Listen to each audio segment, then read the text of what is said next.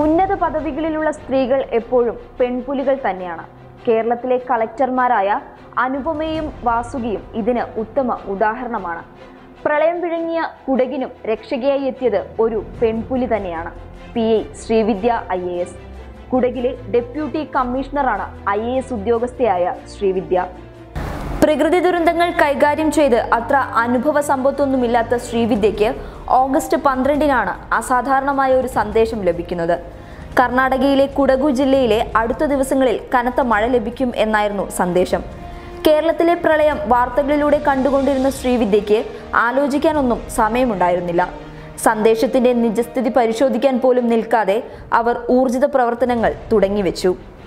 ജനങ്ങൾക്ക് യഥാർത്ഥ വിവരങ്ങൾ കൈമാറുക, അപകട മേഖലയിൽ താമസിക്കുന്നവരെ സുരക്ഷിത ഭാഗങ്ങളിലേക്ക് മാറ്റുക, ജനപ്രതിനിധികളെയും ഉദ്യോഗസ്ഥരെയും പങ്കാളികളാക്കി രക്ഷാപ്രവർത്തനത്തിന് മേൽനോട്ടം കൊടുക്കുക തുടങ്ങിയ പ്രവർത്തനങ്ങളുമായി മുന്നോട്ടു പോയപ്പോൾ 4 വയസ്സുള്ള മകനെയോ സ്വന്തം കുടുംബത്തെയോ കുറിച്ച് ചിന്തിക്കാൻ പോലും ശ്രീവിദ്യയ്ക്ക് സമയമുണ്ടായിരുന്നില്ല.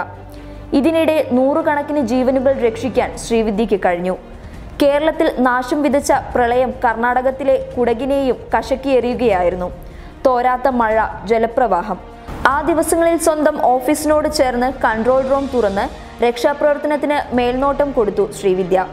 MLA-മാരും പോലീസ് മേധാവികളും പ്രാദേശിക തലത്തിലുള്ള ജനപ്രതിനിധികളുമെല്ലാം സഹായിച്ചും സഹകരിച്ചും കൂടെ നിന്നു. മഴ കനത്താൽ മണ്ണിടിച്ചിലും ഉരുൾപൊട്ടലും പതിവാകുന്ന കുടകിൽ അതിസാഹസികമായിരുന്നു രക്ഷാപ്രവർത്തനം. പക്ഷേ ധീരമായി തന്നെ അവർ മുന്നേറി. ഒരു ദിവസം കൊണ്ടുതന്നെ സ്ഥിതിഗതികൾ നിയന്ത്രണത്തിൽ കൊണ്ടുവന്ന അവർ അടുത്ത ദിവസങ്ങളിൽ രക്ഷാപ്രവർത്തനങ്ങൾക്കും പിന്നീട് ദുരിതാശ്വാസ പ്രവർത്തനങ്ങൾക്കും നേതൃത്വം കൊടുത്തു.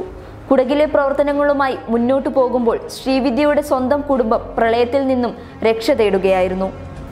ഭർത്താവ് T. നാരായണൻ പ്രളയം കേരളത്തിൽ ഏറ്റവും കൂടുതൽ നാശം വിതച്ച പത്തനംതിട്ട ജില്ലയിലെ പോലീസ് മേധാവിയാണ്.